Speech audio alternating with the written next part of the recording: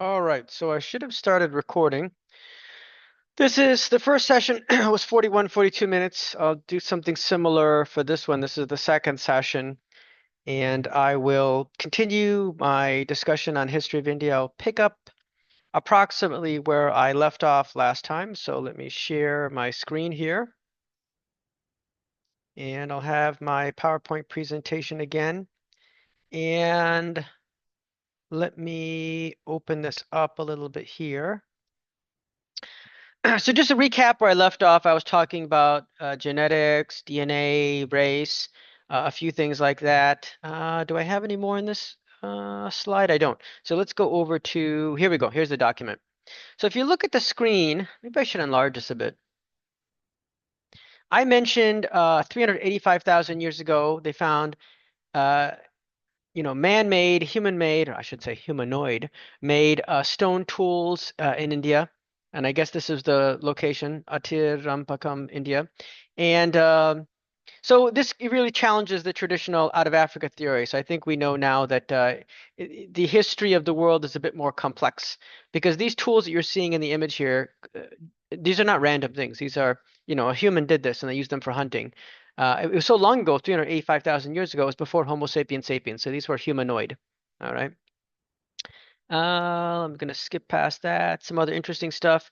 I think I mentioned, this concept about ANI, ASI, Ancestral North Indian and South Indian. These are really put together as a way to explain the genetics. And this was developed by, where did I have that here? Developed by, well, it was David Reich from Harvard. This is a genetics department. He developed it, but it's incorrect. It trying to create a dichotomy where there isn't one. It's essentially, once again, India is a mixture and it follows the pizza model. So that's the reality, and to kind of artificially draw a line and say, oh, this is everything of north of this is north, and everything south of this is south. That's just kind of a bit of an artificial construct. Whereas the reality is people are mixed up at varying different ratios of mix up. So this is one of the wonderful, fantastic things that's happened just in the last 3 years, which just warms my heart. So for a long time, there was a kind of one of the mysteries of Indian history is, what happened with uh, the script that we see in the Sapta Sindhu or Indus Valley Harappan civilization. In the Sapta Sindhu, we have these clay tablets. People had like a press, and you press it into clay, or you roll it into clay, and they had these tablets, and there's thousands of these tablets. And in fact, that's all that remains are, thousands, but there might have originally been tens of thousands of these tablets. They had on them different symbols, different people doing yoga, people hunting animals, different pictures of animals, uh, lifestyle, all kinds of things. But they had writing there, and people didn't understand what the writing was. Now, I think what happened in the Middle East, in as far as the Western history goes, we found something called the Rosetta Stone, which really was a fantastic find, and it had on it, Egyptian hieroglyphics, it had Greek, it had something else, and it was the same thing written multiple times. So now they had the ability to do that translation and decipher Egyptian hieroglyphics. But in the case of India, they, never found a Rosetta Stone.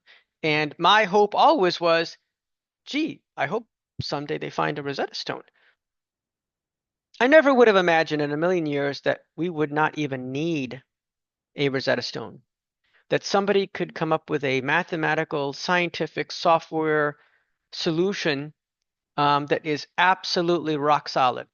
And so this guy, Yajnadevan Bharat Rao, you can go on YouTube, you can see him. Um, he put this together. Now, the story behind this is kind of funny.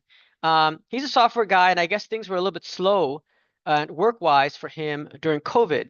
So he thought, let me pick up a fun project, something that's challenging. He's a very smart guy, so let's pick up something challenging and let's have fun with this. And so he thought, nobody's been able to decipher this Indus script, so let's let's, use some software and try to decipher it. Now, essentially, you can use a methodology of a cryptogram, right? Cryptogram means you have the sequence, you don't have any idea what it is, but you can try different hypotheses against the sequence. And if they start to click and it starts to make sense and you get that repetition that's making more and more sense, then you're onto something. And I forget the rule of thumb, but I think it's once you get 30 sequences that you can decipher, you're pretty much done. Because at that point, it's a difference between 99% and 100%. But once you get like 30 sequences, you've deciphered the whole thing. And so he tried two attempts at this Indus script. He tried it once with Tamil, and the reason, of course, to pick Tamil is because people talk about Aryan invasion. So the original peoples of India spoke Tamil, and they were black, and then the white, blue-eyed blondes come in who are Aryans and invaded and pushed down Sanskrit, and it's a whole BS theory. But so he tried Tamil, 0% fit, zero. So then he tried Sanskrit. Hmm. Hmm. And he kept getting more and more until eventually he got at least 30 sets, and then he went way beyond then, but it's 100% fit. So the fascinating thing is that this is a mathematical proof. He's got a website where he has all types of IndoScript writing, and you can see the translation of it. It was 100% Sanskrit, grammatically correct Sanskrit. Now, this is fascinating because, we can see some of these tablets that go back to as early as 4000 BC.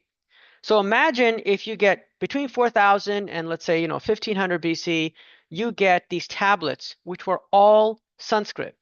That means that, not only did people have a continuity of our language, our spoken language, for 6,000 years, but if you have grammatically correct Sanskrit in 4000 BC, attested, somewhat archaeologically, then there must have been something before then which led up to that. In other words, imagine a scenario where people are speaking like a proto Sanskrit, and it varies from village to village. And slowly, over a period of thousands of years, all this accumulates and becomes Sanskrit. So that may have been what happened. So if we can attest this approximately 4000 BC, then maybe people were starting to speak to each other and mumble to each other between 7 and 8000 BC. So we've got 10,000 years, perhaps, of people speaking, pre or pseudo Sanskrit, and then eventually become Sanskrit. Wow. I don't think there's any other place on planet Earth that has that kind of continuity. And the cool thing is that this language was not hieroglyphics like the Egyptian language. Hieroglyphics are frankly not that sophisticated. They're very simple, and every time you have a need for something new, you got to create a new image. That's why when people learn Chinese or you look at the Egyptian hieroglyphics, there's thousands of symbols because every time something new pops up, you got to draw a picture. But if you have a phonetically based language with grammar, you only need a fixed number of symbols, let's say less than 100, and you can make million, 10 million different words or symbols of things based using those letters. And so that's what it was. So it was very sophisticated. The people who put it together were very smart, and then all the people in the public were using it, and we have quite a bit of information on this. Now, here's the neat thing. The written language, obviously people would press stuff into clay, they would chisel it into rock, and then they would use palm leaf or parchment type of paper. So the medium of how it is represented physically in writing, changed over time. But the words that came out of people's mouth were basically Sanskrit, which is fascinating, or Sanskritic, fascinating. So we can go back to what we call the Indus script, which we can really think of as pre-Brahmi or Proto-Brahmi, which evolved into Brahmi, which evolved into Devanagari. And the dates I put are approximately there. In other words, if you can attest these tablets, around 4000 BC, going up to the end of the Sapta Sindhu civilization, around 1500 BC or a bit afterwards. Some people end around 1900 BC, around the time the Saraswati dried up. But let's go a little bit past that, 1500, which is around Mahabharat War. Now you've got 2,500 years of people speaking Sanskrit and having a chiseled or clay pressed language, Indus script that we'll call pre or Proto-Brahmi. And then Brahmi became more structured, and as you can see by looking at the middle portion there, a little simplified, standardized, and that is the period, let's say, from the Mahabharata to the kind of the near ancient period. You can think of the edicts of Emperor Ashoka as being in Brahmi. And so now you can see it was kind of, I think, fairly modern looking letters. And then you look on the right side there, and there's the modern, what people in India use, Devanagari, right? Devanagari means script from God. That's, once again, simplified, standardized, very limited number of characters. And then through conjugation and through putting things together, you can build very sophisticated words, concepts, languages. In fact, some of the concepts I would say on a spiritual side are unique to India, and the concepts were very spiritual sophistication was here, and other systems didn't even approach that. I feel like even today they didn't approach it. So I think as we go into the future, 21st, 22nd century beyond, we go out into space. I think we're going to have a reinvigoration of Indic and Dharmic ideas because we need something more um, stronger that can handle more sophistication for the different things that we're going to experience as we head out there in the universe. So once again, if you look at the bottom, there's a mathematical proof. There's no India Rosetta Stone, and we don't need it. By the way, this guy Yajnadevam has taken his work and actually published a paper. Hold on, I think I've got the paper down here somewhere. Is this visible? I think this should show. His article, I think it's around 90 or 100 page detailed paper, a crypta analytic decipherment of the Indus script, and he describes how he did it. And there's different size inscriptions that they had back then, short inscriptions, long inscriptions, etc. And yeah, it's Sanskrit. He did a superb job. Anyhow, he took this. Let me go back here again. He took this information, his work that he did, and he took it to people who have a mathematical software cryptogram expertise. And they said his work is rock solid. They cannot disprove it. In other words, he's done. He did it. Nobody will be able to take a different language and fit it or align it to the Indus script the way Sanskrit does. Sanskrit's 100% fit. I suspect that if Tamil was a 0% fit, every other thing that people can try to throw to it will be zero. This is Sanskrit. Simple as that. And the funny thing is that when he translated some of the, and you can go to his website to see this, when he translated these tablets and everything, it almost sounds like you're reading the Rig Veda. It really does. It's super, super similar to that. So it gives you the feeling that the exact same people who are there doing all this are overlapped with the people who put together the Vedas, starting with the Rig Veda. It's one people, one culture, one spoken language. That's it. So another thing that he did is, in addition to taking his work and showing it to people of a mathematical, scientific, cryptographic background, who basically stamped it and said, you're correct. He also took it to other people in India who are like Indian historians, or sometimes they call them eminent historians of India. And I put that in quotes because they're all a bunch of Marxist leftist wackos. They're not eminent, and in very cases not knowledgeable. In any event, he took it to some of these people, and the response was complete silence. They didn't say anything. They didn't say they loved it. They didn't say they hated it. They didn't say it looks scientifically, mathematically correct. They said nothing. So I think they realized that their goose is cooked, that they've been following a outdated colonialist racist ideology for 100+ years. And the volumes, the avalanche, the tidal wave of data coming in now is so overwhelming that if they say too much, they make themselves look stupider than they are. So I think they're just being quiet, and they're continuing to get their paycheck and enjoy their university tenure, and they're going to retire and grow old and die. And the new information coming up will be from a lot of young, smart people who are looking at the data and analyzing the data and drawing logical inferences from that. So I've started working on my first book. I have a whole bunch of things I'm going to do over the next 10, 20 years. First book will be called History of India, A Continuity.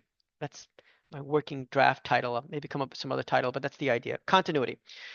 So what is a summary? There's basically 4 ancient civilizations, right? 4 cradles of civilizations: Egypt, Mesopotamia, which today is called Iraq, India, and China. They all evolved along rivers, and there was a very slow rise to civilization, right? For out of those 200,000 years of us being Homo sapiens sapiens, the vast majority of it we were hunter-gatherers, and then slowly, slowly, slowly, we found out that, hey, I don't need to risk my neck hunting an animal and the animal killing me. I can just live along these rivers and grow some food, and I can make a small boat and go up and down the river, and that becomes my highway of commerce. And this is pretty cool. That created a rise of civilization, right? Because you can imagine that my farm and your farm, eventually we could grow and become a small village, which becomes a larger village, which becomes a city. And at some point along the way, a neighbor will see that we've accumulated wealth and try to attack us, kill us, and take all our wealth. And then we realize the need to have some military to protect us. And so this is how you get the rise of standing armies. And of course, standing army needs to have management, and then you need to have a leader, a tribal chieftain, and then the tribal chieftain may have an advisory council. So now you get your bandits, your priests, your purohits, and slowly these tribal chieftains become major chieftains, become princes, become kings, and you had to have kingdoms, and then the kingdoms fight at war, and you get the idea. All along the way, you get specialization of labor, and this is how things become much more civilized. Now, there are still people out there herding animals and hunting gathering, but their power and their influence slowly decreases so that over a period of 10,000 years, they go from being everybody to being a very small minority. And the vast majority of people are living in cities and or living in villages that are interfacing or doing commerce or some way connected with cities, right? Civilization. All right, some misunderstandings. I mentioned in the last presentation about Aryan invasion, migration. The reason why this theory occurred is a historical accident and an honest misinterpretation of data, which eventually became used as a colonial weapon to subdue people culturally by getting in their heads and creating a rift where there wasn't one. Divide and conquer mentality. So divide it among castes or varna, pitch the idea of some kind of racist apartheid system, uh, and then tell people that everything that is wise and noble came from these white outsiders who conquered the poor hapless blackies inside. And it's just a ridiculous theory. But I can imagine that in the colonial period, maybe people believed it. And in any event, it created a very bad understanding, which then manifested itself in ideology and political ideologies, which still exist in India today, right? They still have all these kind of quota system reservation based on caste. Very divisive, very divide and conquer. It seems to me you should just get rid of everything and just help people who are financially down and help bring them up. And it's basically like I said, we have the scientific data, the genetic data. It's one civilization, one people. All this other stuff is nonsense. In any event, some of the omissions. So a lot of the reason for the movement of people around and I won't even call it the downfall of Sapta Sindhu civilization, but I could say the fading away of the Saraswati Sindhu civilization is because of the Saraswati River drying up, desiccation. And that was a slow process that may have started maybe a little bit in 3000 BC, but it really happened around 1900 BC. And by 1500 BC, or around the time of the Mahabharata, it was mostly dried up and only part of the channel was there, and there were pools of water. And people often talk about a place where it vanished underground, vanish, vinashan. It's almost the exact same word in English, vanish.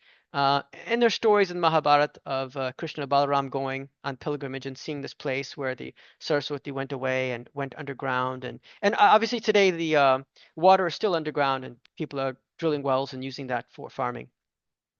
The other omission, which is glaring, and for this one I have to blame Indian people, not so much the Westerners, is where are the names of people before Buddha in our history books, right? It's one thing to have somebody from another country who is maybe trying to subdue your civilization put a history book together and say, hey, there were no names of human beings before Buddha, Mahavir. Before that, nobody had names. It's all make-believe and made-up mythologies. Nothing's real. And all that stuff that you guys have, it's all bullshit. I can understand somebody outside doing that because they're trying to subdue the civilization to gain advantage. But people internally, why would you do that? You should write a history book and put down all the data you have. So just as we have a fantastic kings list in Egypt, they call it the pharaohs, and a fantastic kings list in Mesopotamia, present-day Iraq, we also have a fantastic kings list that's even deeper and wider in India and Bharat than any other place in the world. And there's also a king's list in China. We should make that King's List part of history books. I'm surprised um, that it hasn't been done, and that's part of my contribution is getting that out there as this is factual. This is what happened. This is the order of leaders, both the kings and their advisors, their purohits, their priests. This is essentially what happened, and here's an approximate chronology of when that happened based upon all the data we have. And then that ties into the fourth kind of bullet area, which is distortions, right? So itihas, literally means thus it was. Now, some of the itihas we have is actually recorded in first person present tense. Okay, in the Rig Veda, there are, portions of it which will say, I am seeing this happen now. So for people to say that the whole thing is mythology is just absolute ignorance. I have to question the IQ of people who say such things. Was there mythology built on top of the history? Absolutely. And as a matter of fact, that's a kind of evidence, right? If I have an event and it occurred within the last couple hundred years, it may not be mythologized. But if it occurred 1,000 years ago or many thousands of years ago, it will probably be mythologized because people have told that story for such a long time. They've added, namak mircha, they've added layers on top of it. So the more mythology gets, sometimes it's a piece of evidence that, hey, this happened even farther ago. And that's why there's more layers of mythology on top of it. And things that happened more recently, they might have zero mythology on top of it. But underneath everything is itihas, thus it was, or in some cases, this it is. This is what I am seeing right now. Okay. So some of these things which were a later addition, such as the Ram banishment of Sita, these were a later addition. We actually know this. There's proof of it is the style of writing of the text. So if you look at the original Ramayana, and then you look at the text which was added later, they're in different styles. You can see that historically they were added later. The real Ramayana is a very simple story. When they came back to Ayodhya in the night, back in those days, people didn't have electricity. They lit lamps. They came back. They were coordinated king and queen. Done a story. Everything else was a later addition and or later distortion. Likewise with the Islamic period. Interestingly, this one I can't even say it's a distortion. I had to just say it's just ignorance. The advisors, and you could say like the advisors to the Islamic kings or their version of Purohits, very accurately described what happened, and they were quite proud of it. They were happy to kill and destroy everything of kafirs or non-Islamic believers, and they documented it, and they documented it pretty well. So we have that history. So for history books to say that it wasn't a slaughter and to say that it was wonderful is pretty odd. I think every civilization has to grow up and become mature and stop being babies. I think that happened in America in the last 50, 70 years. We had immature attitude about our country. And then we started making it more public and realizing, hey, you know what? We took over the land of the native peoples and forced them onto tiny little reservations. And we brought over this labor from Africa that were slaves. They were not even considered human. They were animals like cattle that you owned and bought and sold and traded. Um, that happened. And we had to come to grip with it. And so I think the same thing with India. India has to become more mature and come to grips with its own history, and don't be immature about it or childish, and understand the difference between history and mythology, and understand that history, very often is ugly. That's part of all world history, not just India. A lot of terrible things have happened all over the world through all of history, and if we look around the world, we can see these things happening even today. So big shock. So if we look at the kind of a high level span of Indian history, what we see is that there were milestones, there were turning points, and I describe them as thus, okay? Um, you had the beginning of the Manu dynasty around 4000 BC. Now, we describe this in Indian text as, I think, the seventh Manu, meaning that there were 6 versions of civilization earlier. Who knows? Do we have evidence from those previous 6? Not yet. But we're finding more evidence every day. If anybody's looked on the news, we've seen that we found a whole essentially underground city underneath the pyramids in Egypt. So, and then there's of course archaeological finds of civilization in Turkey, Göbekli Tepe, and other things that go, but well before 10,000 BC. So we know that there may have been multiple starts of human civilization that rose up and then failed, rose up and then failed, and we could be just the latest version of it. Hopefully, we don't fail. Many hundreds of years after the beginning of the Manu dynasty, we have a rise of, as I mentioned, civilization, and the villages agglomerate into larger villages and cities, and tribal chieftains become princes and eventually kings. And then eventually kings are powerful enough to subdue all of their neighbor kings, and I believe they earned the title of emperor at that point. So India is named after Emperor Bharata. We shouldn't call him king. Uh, he had a kingdom, a city on the Saraswati River, and he was able to subdue everybody around him. So he was the most powerful person in the Puru Bharata dynasty, and of course that's written up very clearly in the Rig Veda. And you could say that's kind of the starting point of India going from, you know, Aryavart, like the land of the noble civilized people, to Bharatvarsh. Okay, so then I describe what I call the three epics. Okay, this is my understanding of Indian history. Most people talk about two epics, and I say three, and I put them all together in a category I call Epic Trilogy of India. And I'm actually going to write three novels after I get done with this history book, three novels on the epic trilogy of India. So the first epic is called the Dasharajna, which means 10 kings, uh, the War of 10 Kings. It was not a battle. It was a war that lasted a couple years, and there were many battles in it. It's not been written up properly. I'm going to do that. Second epic, which we've all heard of, is Ramayana, which means the legend of Ram. And that's fascinating because it kind of covered geographically so much of India, right? Here you've got a northern empire, and you got people being forced, exiled from the kingdom, and forced to, go in the boonies and deal with the terrible conditions and the wild animals and everything, and make it all the way down to Lanka, Sri Lanka. So uh, that's the fascinating part of that. And then, of course, Mahabharata, which means Great India or Great Civil War of India. It was a terrible civil war, extremely bloody. It's possible that there was no war since the Mahabharata in India that was, in a per capita sense, as bloody. In other words, many wars happened afterwards, but did a huge chunk of the population all die? Not really, because India had such a large population. But in the Mahabharata, a huge chunk of population died.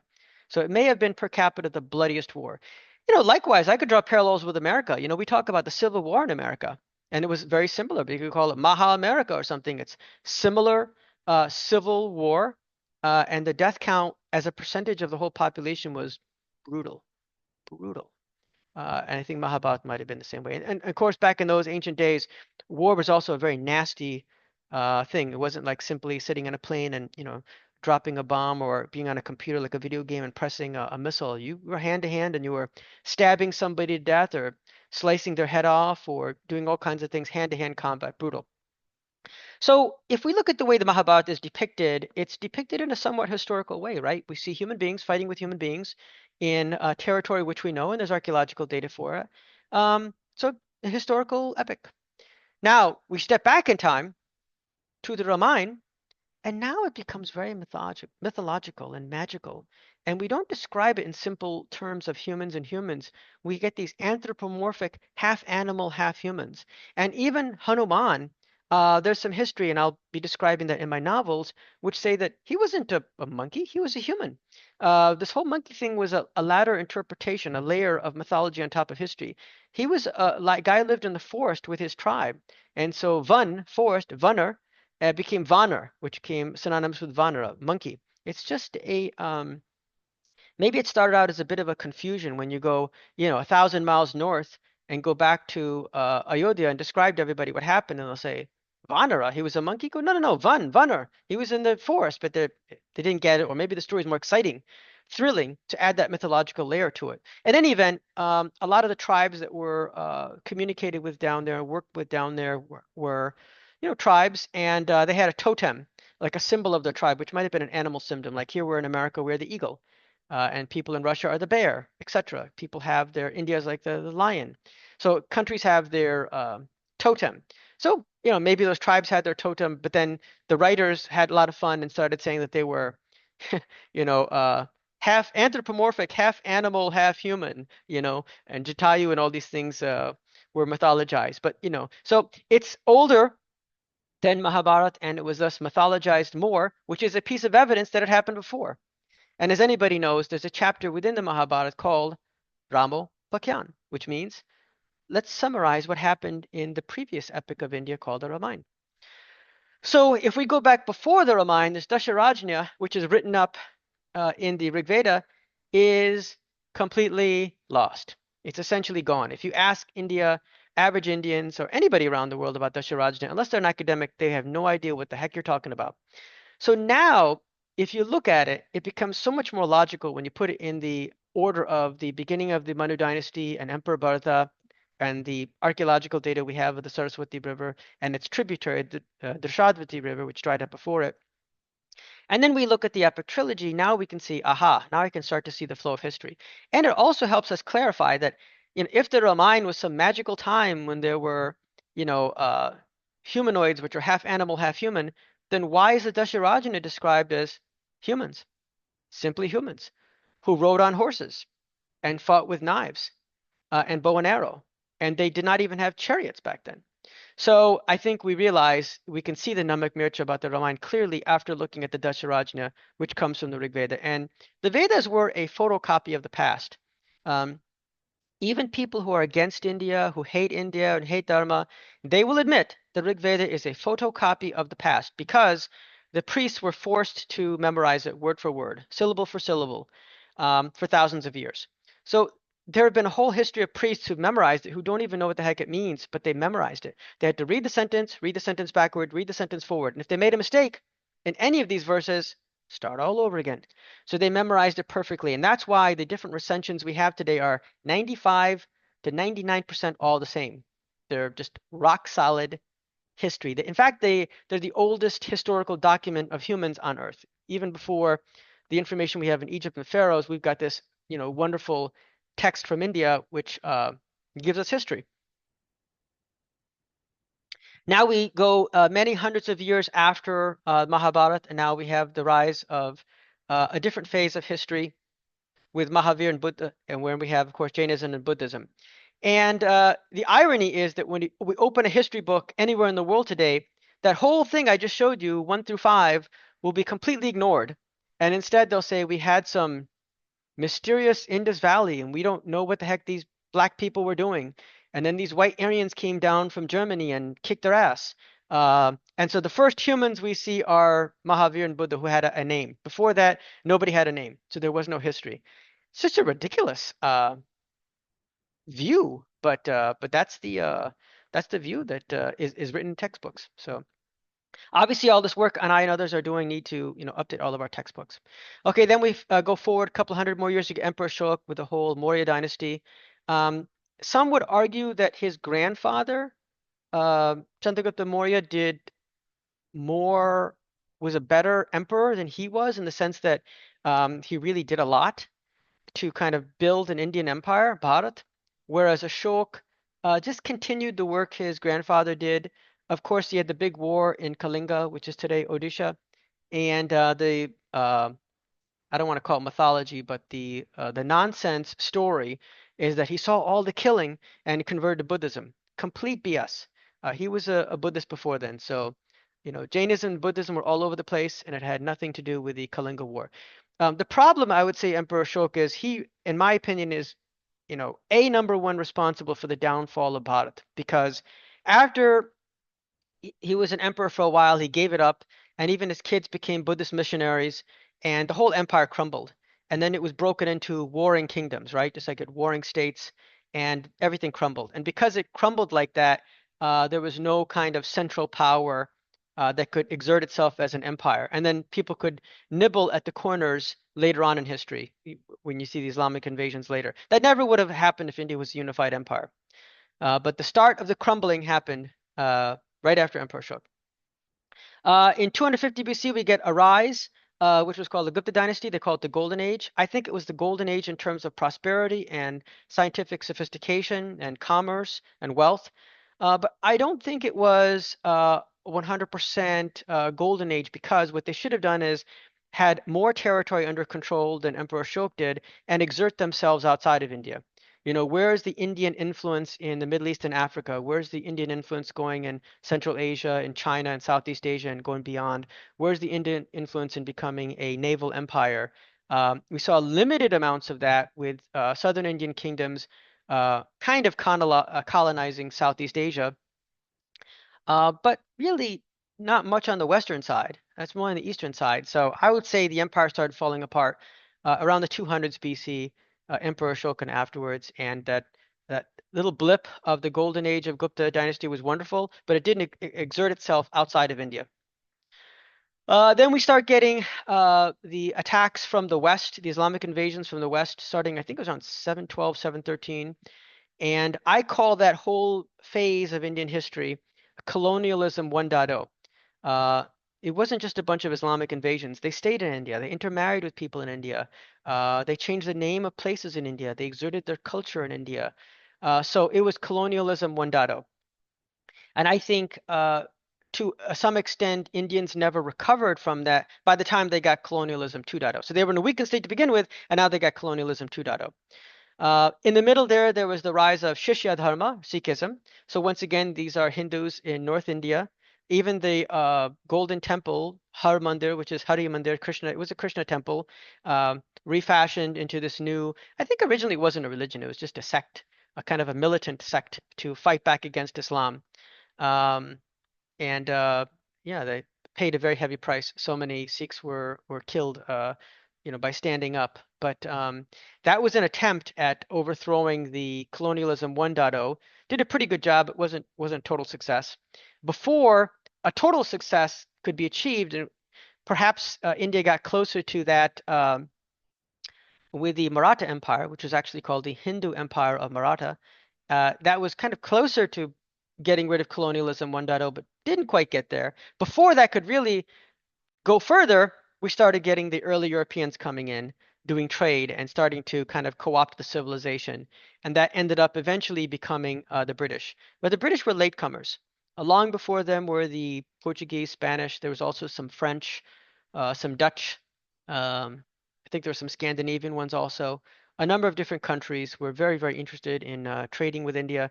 Commerce slowly evolves into the money is used to, bribe politicians and bribe kings and develop political power, which eventually could become colonialism. It becomes a tool for even more economic power. So colonialism 1.0 turned into colonialism 2.0. 1947, India got political independence. Some people would say that it's not complete independence and that India is under perhaps a colonialism 3.0 led by America. I don't know. It's an interesting concept, but I would definitely say that India is kind of a weak country because if I'm having to do this work in the year 2025, that's a super duper form of weakness. All right. I'm going to go just a few minutes more here, and then I'll do the next section, section 3. The heart of my contribution to Indian history is to document in gruesome detail the King's List and the priest lists and different events that are tied in with that from the very beginning up until today, up until me. And ironically, nobody's done that before. They've done big chunks, but they haven't done the whole thing or done the whole thing in such detail. So this is 325 generations, 325 layers. It's over 10,000 cells of data. It's equivalent to hundreds of books. I started doing this in the 1990s, so it's been 30, 35 years I've been doing this. But I've been doing, Indology work or academic study of India, I've been doing since I was 18. So that's 40 years, coming up on 41. I built the spreadsheet backwards. I started from myself and put in my dad and my grandfather and the family going back 7, 8 generations, and then tied it into other things and just kept going and going and going. And as you get farther back, how do you know when somebody lived? I did an estimate of 25 years per generation, so 4 generations within 100 years. And interestingly, that estimate is very, very accurate. If we look at the archaeological data and other types of data, other civilizations communicating with India, it ties in very, very nicely. The modern period, I believe, breaks it. I would say since you could say the 1960s on where we've had the sexual revolution and now we've had this kind of a cultural revolution with social media and the norms of family formation and children have changed. So now I would put the generation, if I had to do it, instead of saying 4 per 100 years, I would say 3. So it'd be 33 years per level as opposed to 25. People are marrying later, having kids later. Many people are not marrying at all, not having kids at all. So we might have uh, somewhat of a downfall of civilization across all countries, not just India, because people just aren't breeding the way they used to. But in any event, if we look at this, I did a lot of cross correlation with other places around the world, and within India, different royal dynasties and priestly dynasties, and you see how they line up different events, archaeological data, and of course, applying some common sense. Common sense is important, and it's sorely lacking in this world. My name is Neeraj. There have probably been thousands of Neerajas in Indian history. We're not all the same dude. So sometimes people have kind of unintelligently looked at things and said, well, if Vishwamitra was the priest of this person, and then 1,000 years later, Vishwamitra was the priest of that person, then that means Vishwamitra lived 1,000 years long. No, duh. No, it's just basically the same family, right? And I think all of us know people with last names that are kind of priestly last names in India. And those names have existed for 5, 6, 1,000 years. So that's what it was. It was a priestly family. They kept the name. And all of this spreadsheet is in a Excel spreadsheet, and there's comments on the cells, which can be like a page or more of data. So I think I'm going to stop here. I've been talking now for around 40 minutes or so. I'm going to stop, and when I continue the next portion, I will go into the spreadsheet and show some highlights of this. And I'm going to stop this recording here.